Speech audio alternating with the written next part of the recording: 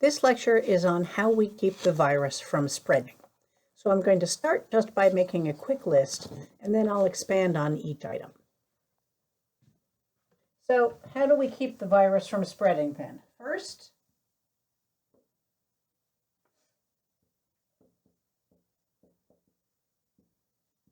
avoid droplet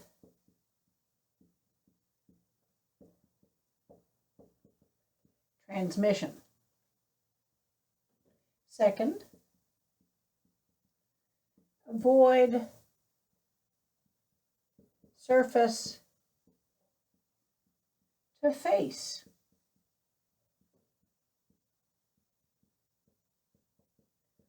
Transmission. These should sound familiar so far. Third, avoid aerosol.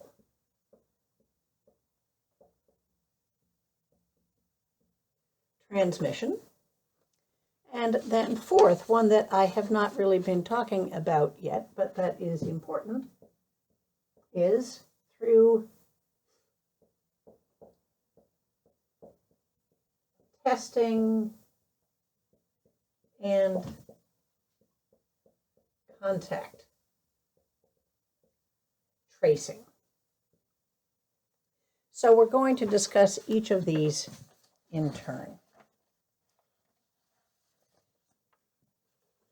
So we'll start with the basics.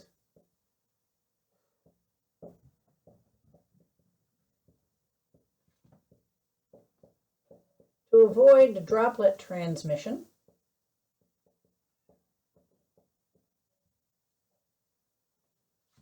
first,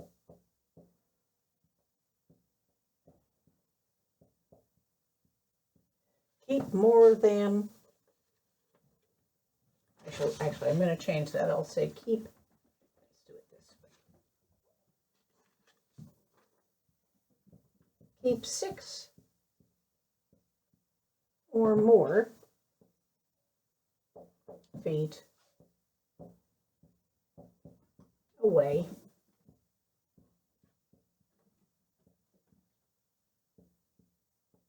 from other people. Also, wear a good mask.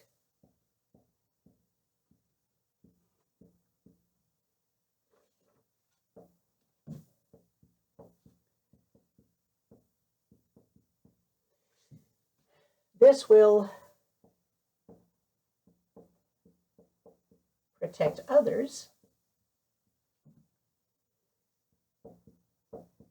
if you are infected, and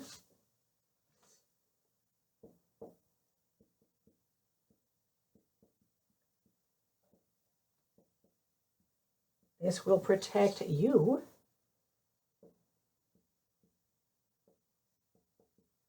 if someone else is infected.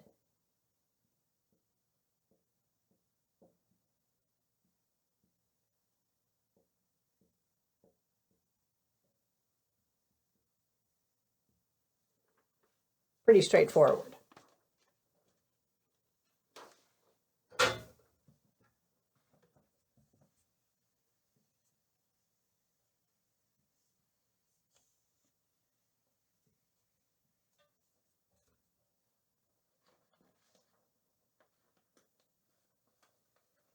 So then second, avoid surface to face.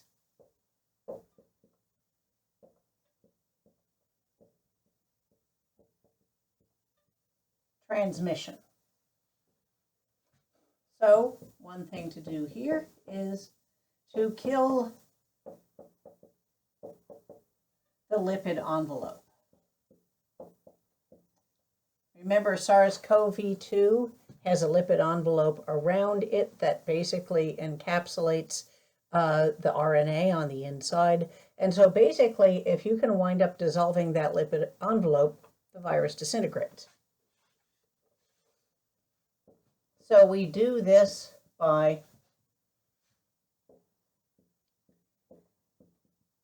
hand washing. I'm going to say here with soap or anything that dissolves lipids, which includes hand sanitizer. Hand washing and surface.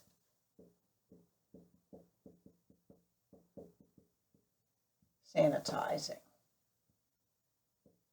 Those things will destroy the viruses on either your hands or on various surfaces. Second, avoid face touching.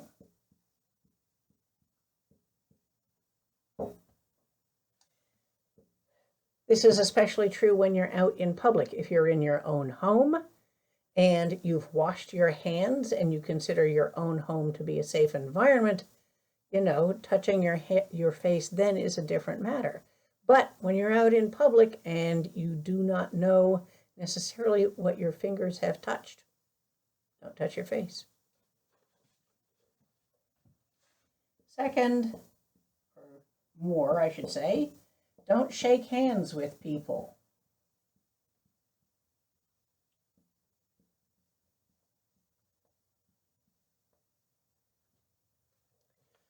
Shaking hands is actually a common source of transmission for things like the common cold, where people will sneeze, maybe cough into their hand, or maybe touch a surface. Their hand is now contaminated with the virus.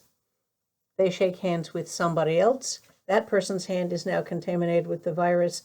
That person touches their face in some way, and that's how the virus gets transmitted for things like the common cold and frequently for the flu. We don't know the extent to which this happens with SARS-CoV-2, but certainly that is a way of avoiding surface-to-face transmission.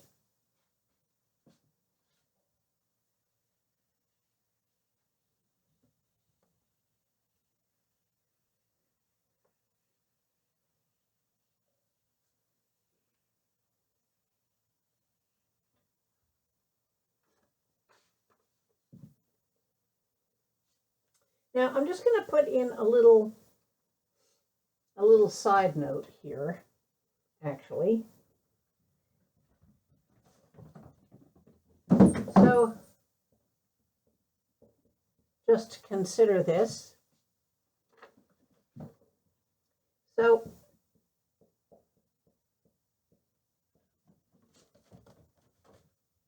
if you must wash your hands often, you work in some very public environment or something like that. So if you must wash your hands often,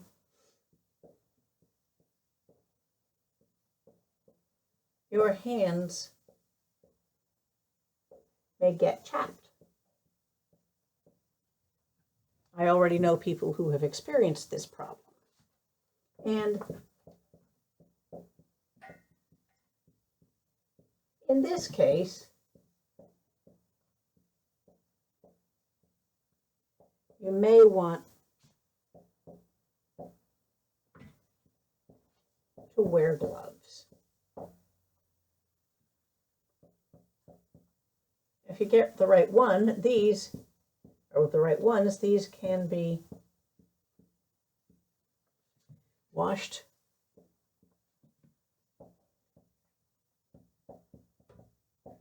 or sanitized, and when you wash those instead of your hands are not getting chapped.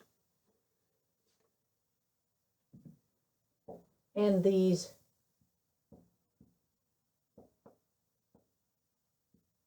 can be taken off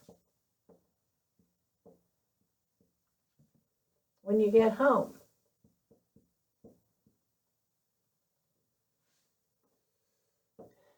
And they can help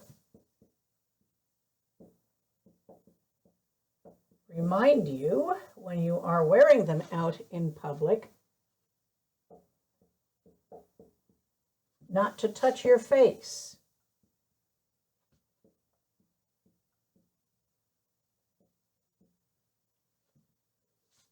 As a quick note though,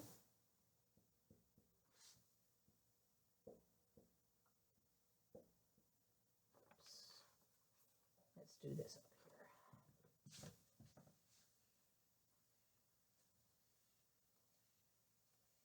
Just going to say regarding all of this, however,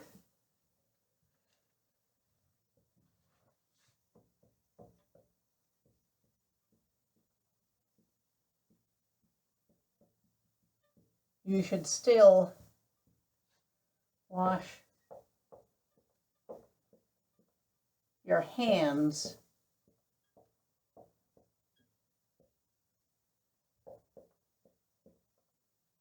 when you get home.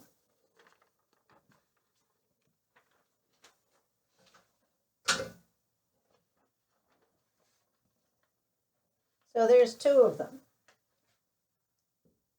Third, avoid aerosol transmission.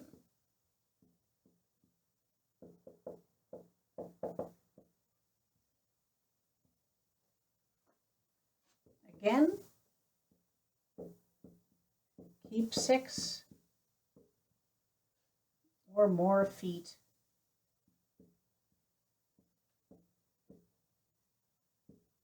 away from people.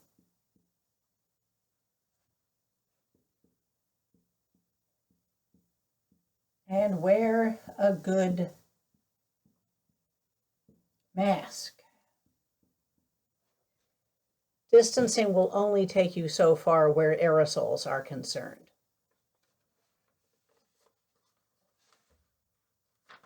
Again,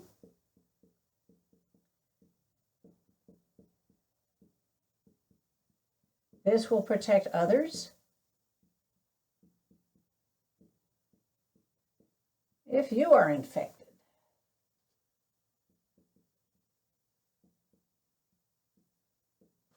And carrying on,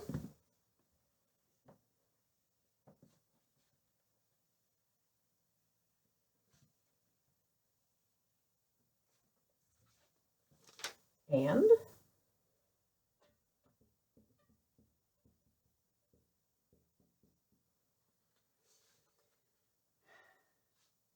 this will protect you if others are infected.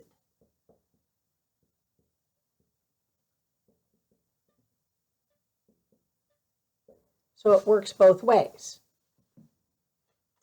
And another thing that you can do to help avoid aerosol transmission is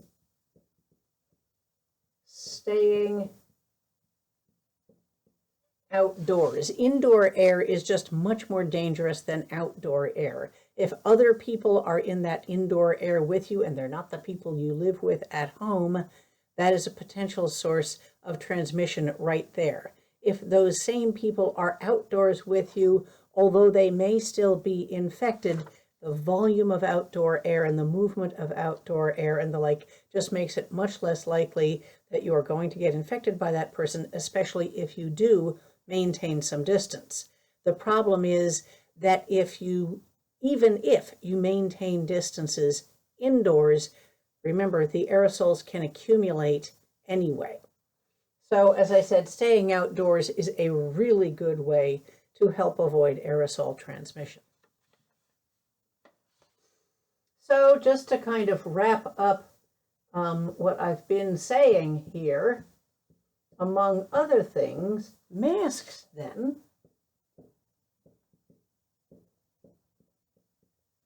are important to different ways.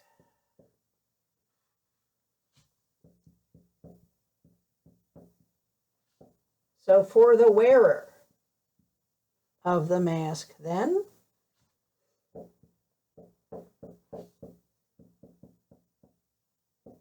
it will help prevent viral particles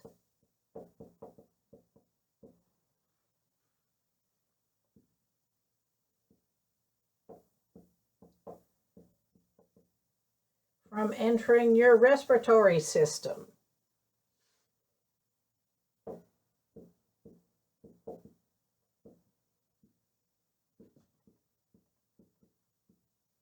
Specifically,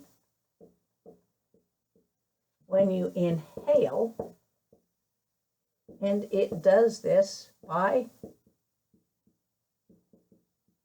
blocking them, filtering them out.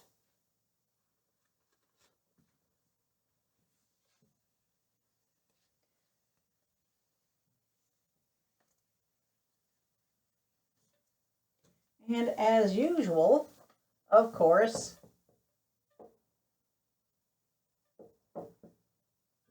the better the mask, the better the protection.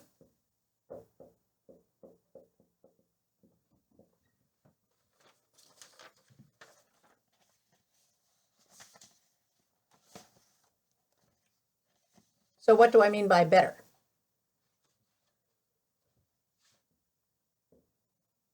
The N95 and the KN95 masks block 95% of these particles.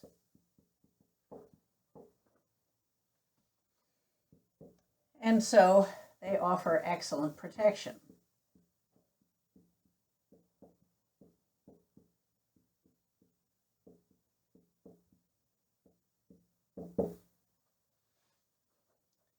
And then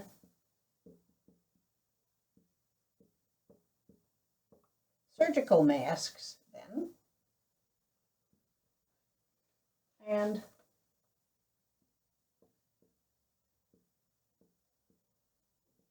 homemade masks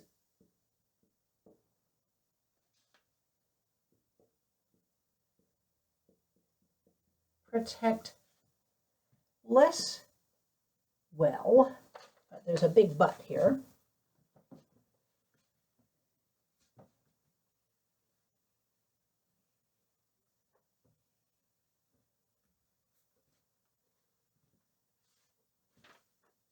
So they protect less well, but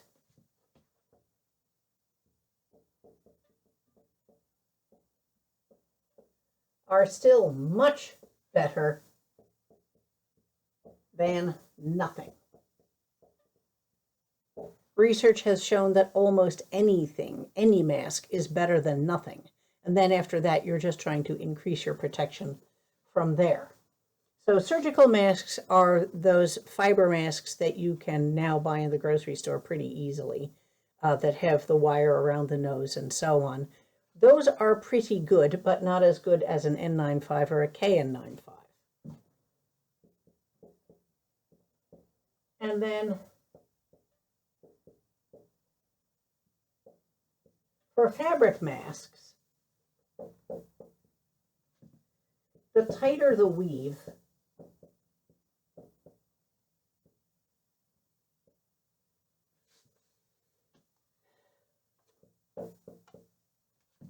the number of layers,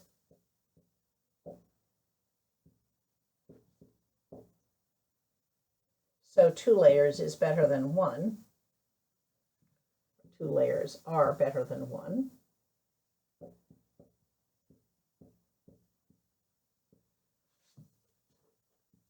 And the fit of the mask, that is to say, try to avoid gaps. These then will all contribute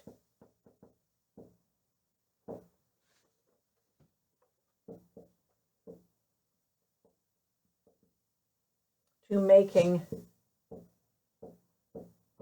a mask offer better protection.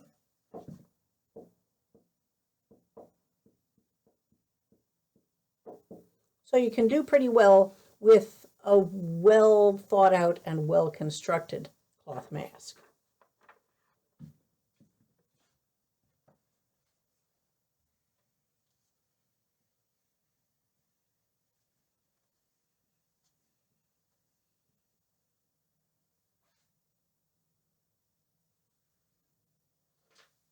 And I'm just going to say that, just as a quick note, in any case, surgical masks, the one that you can find in the store, then, these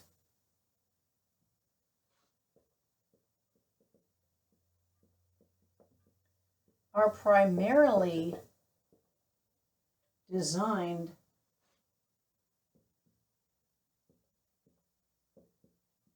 to protect others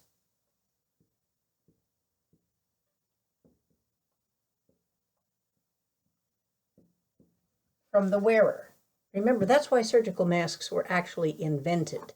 They were invented so that a surgeon doing an operation did not have his or her breath and all the germs from his or her breath going on to the open incision where the person, well, where the surgeon was busy doing an operation. So that's why they were invented originally. And they still serve that purpose. They will serve that purpose very nicely. You can protect others around you pretty darn well by wearing a surgical mask. It will certainly protect you from the environment some, but this is why it was invented. So I will simply say,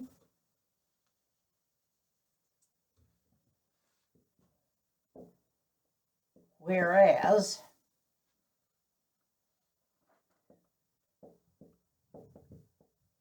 respirators, as they are known, such as the N95 and KN95 masks,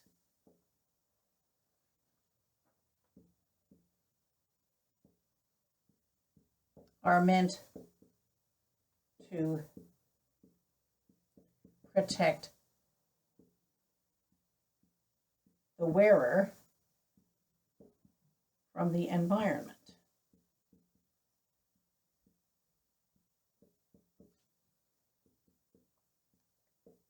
But in both cases, they do double duty.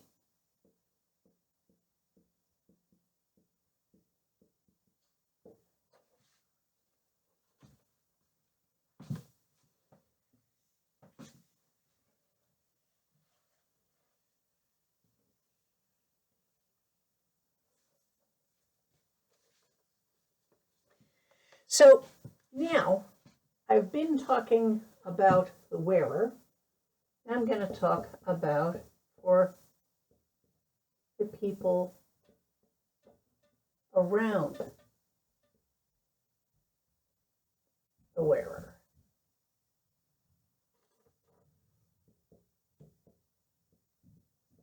A mask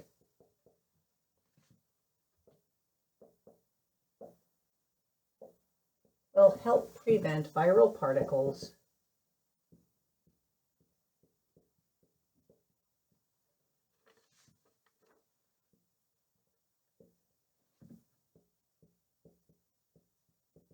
from entering the air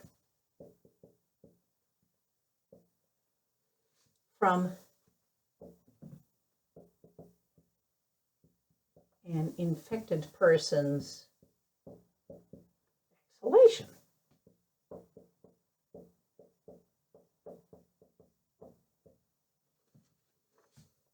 And crucially, the fewer viral particles in the air,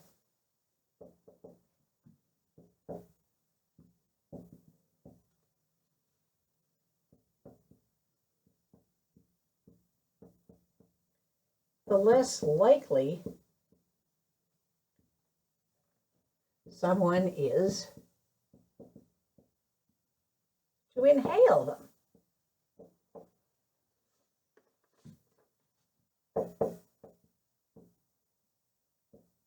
as before, N95 and KN95 masks.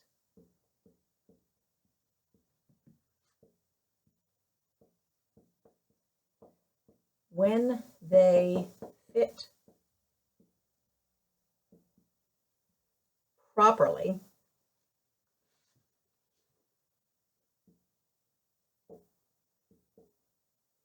offer the best protection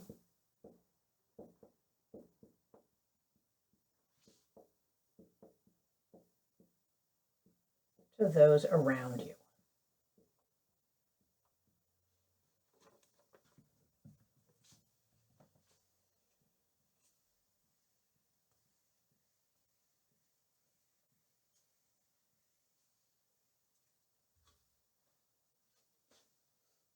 But, here's that but again.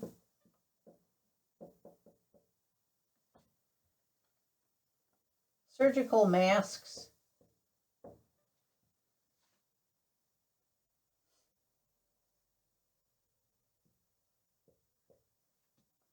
also help protect others.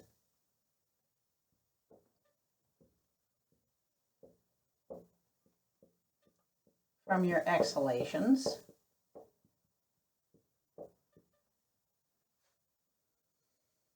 And well-made,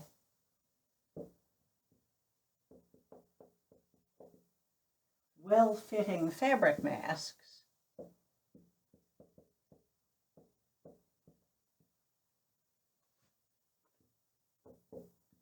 also help to protect those around you.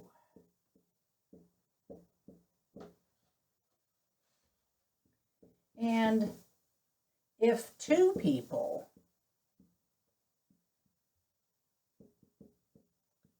in an interaction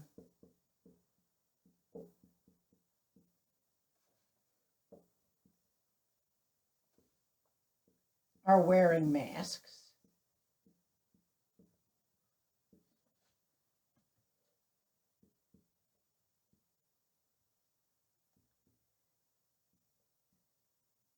then they are helped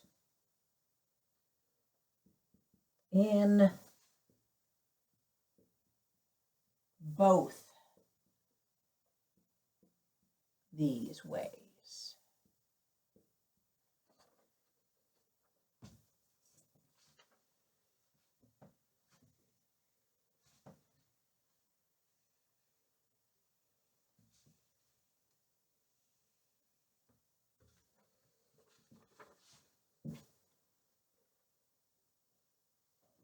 And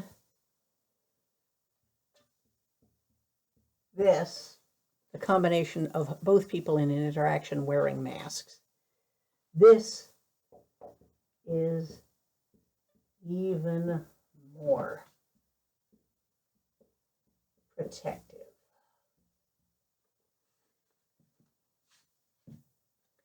And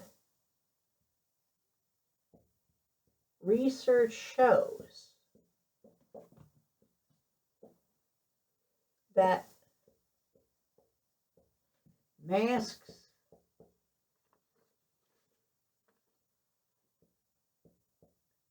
cut down the chances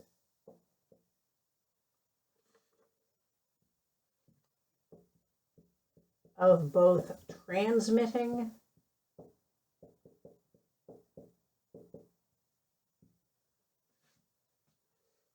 and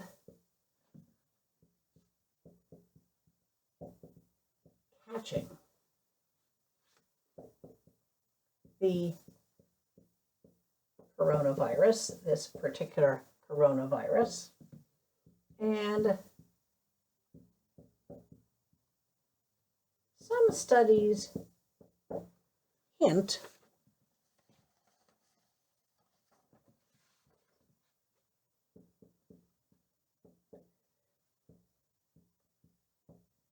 that masks might reduce the severity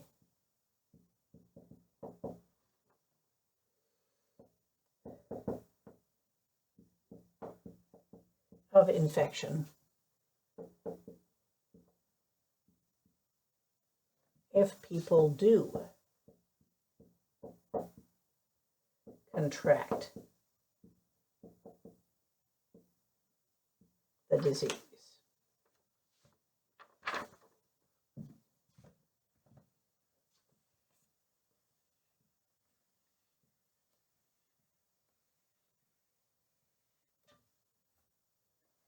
So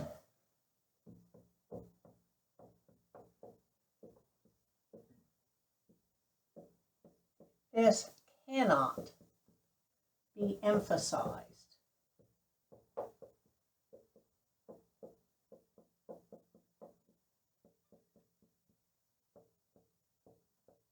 enough.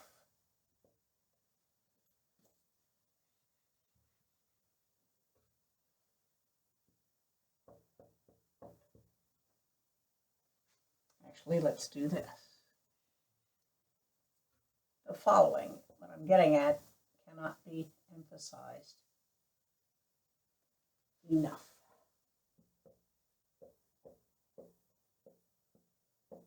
You may not know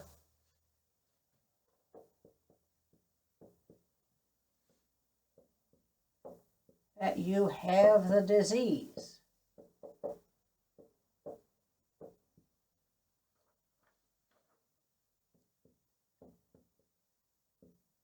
Others may not know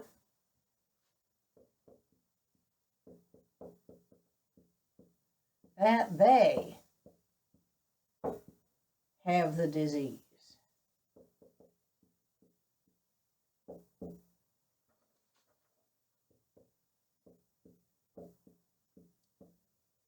You can be contagious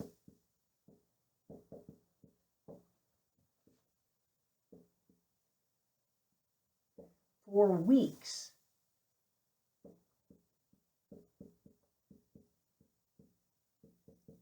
and not know it, and spread the disease to others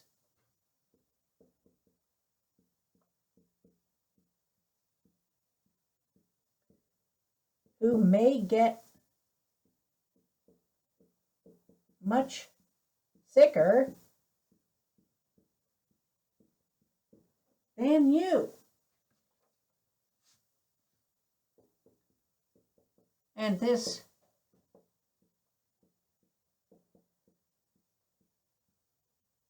is what happened in Millinocket, for example. Millinocket, Maine, if you haven't seen the lecture before this one. So those are all ways of cutting down on transmission. But we now get on to item 4 in how to cut down on transmission. And that then is testing and contact tracing. If you are a college student, you're probably very familiar with this by now. So, regarding testing then,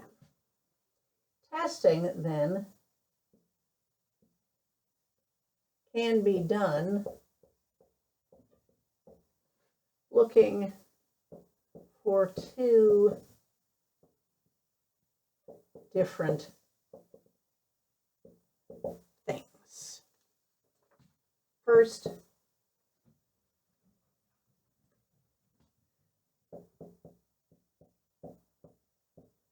to look for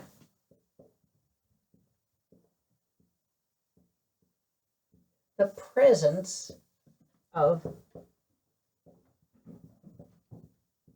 the virus.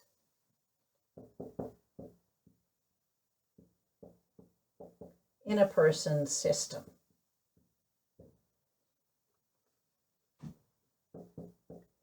And this can be done by collecting a sample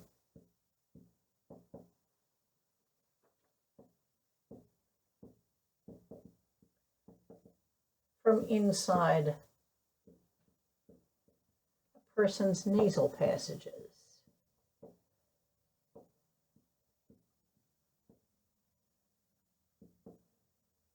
For instance. So that's pretty straightforward.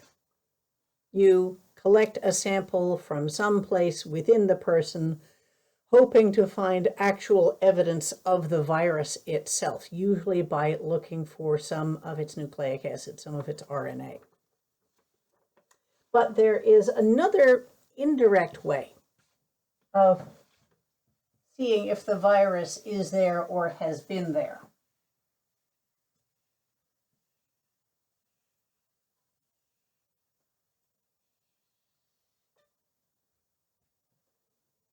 So the other thing that can be done in terms of testing is to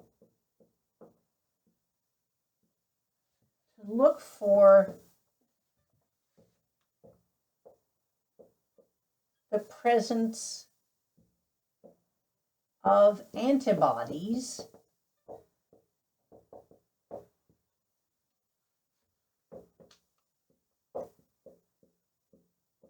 that oppose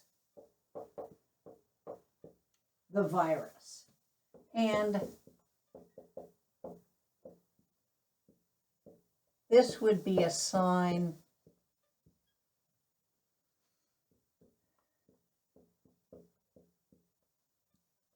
that someone had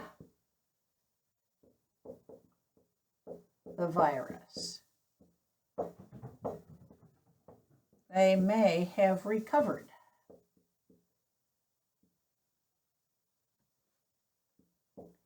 And this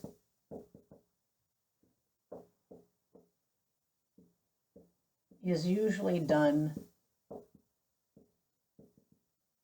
by taking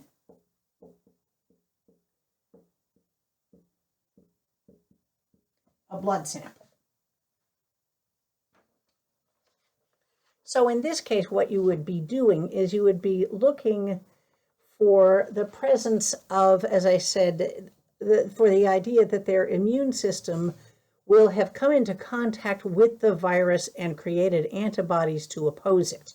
So that's what you would be looking for in this case. This is not usually what we look for when we are trying to prevent the spread of virus. It's interesting in lots of different ways to find out who has gotten it and where those people live and so on. But in terms of trying to prevent the spread, this is the one that we usually use, just looking for the present, if you will, the present presence of the virus in the person's system. That is an infected person, and that's an important first step in the testing and contact tracing routine.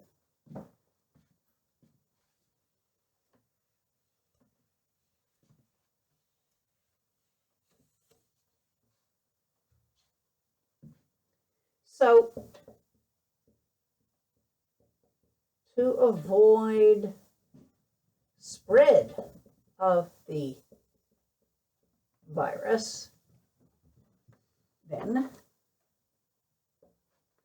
as I said, we usually look for that item number 1 that I gave you.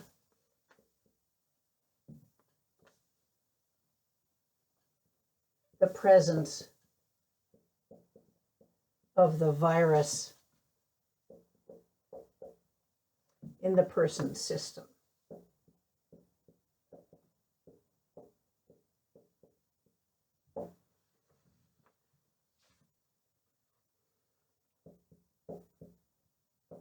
Then what we need to do is, once we have done the testing, so testing followed by contact tracing,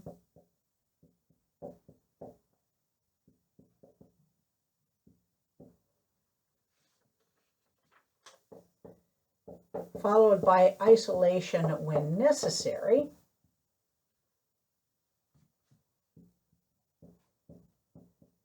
can stop the spread of the virus. So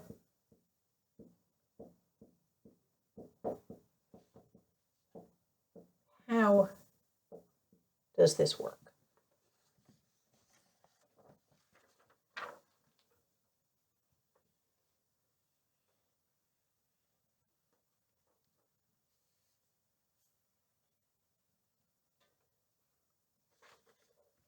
So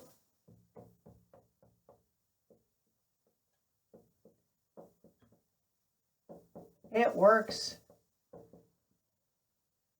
like this.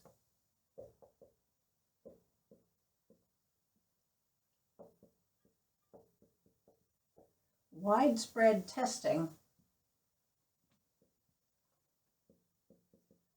for the virus is done in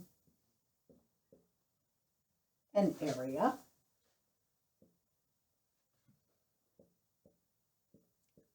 even on people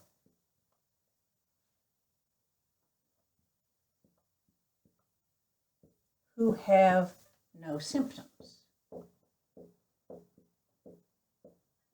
because this is how asymptomatic or pre-symptomatic cases are discovered. This is why you have lots and lots of testing done on college campuses, for example. So the infected people, including all of those asymptomatic infected people who did not know they were infected, and this is why the testing comes in handy, the infected people then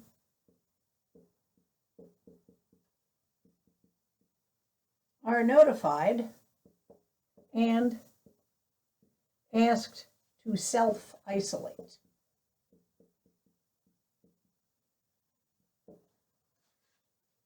Go to their room, go to their house, stay inside for a while, don't see other people. Do that until you either get sick and have to be hospitalized, get sick and get better, or don't get terribly sick, but you still could be infectious. So you stay inside until it's reasonably certain that you're no longer going to give the virus to other people. You just stay away from other people if you have the virus.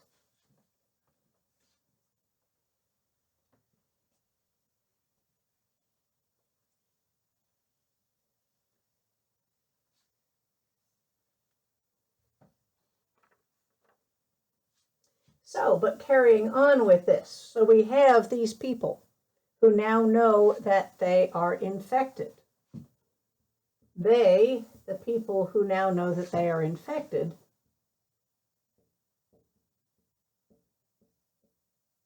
are also asked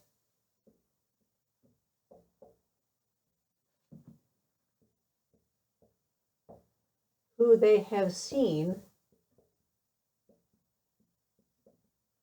in the last few days.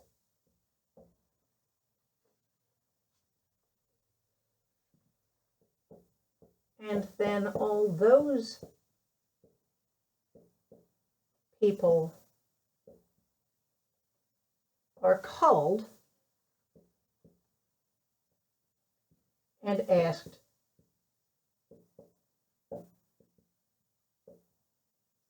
to self-isolate, to keep themselves away from other people so that if they wound up contracting the virus through this contact, they won't spread it any further.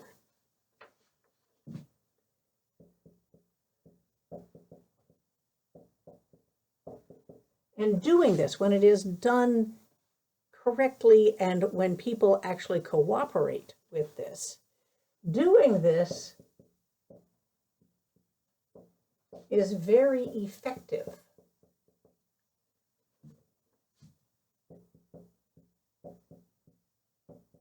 In slowing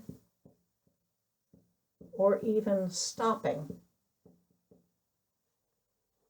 the spread of the virus.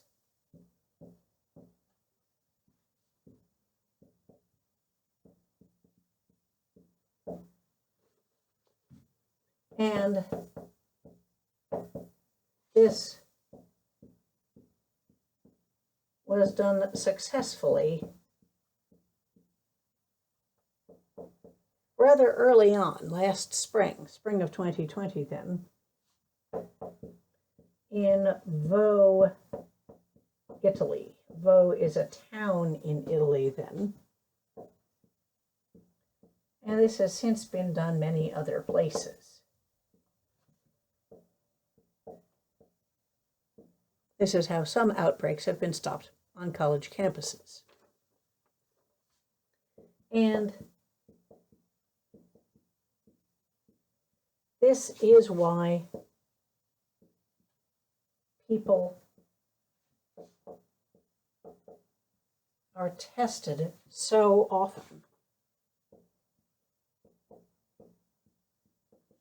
in places like college campuses.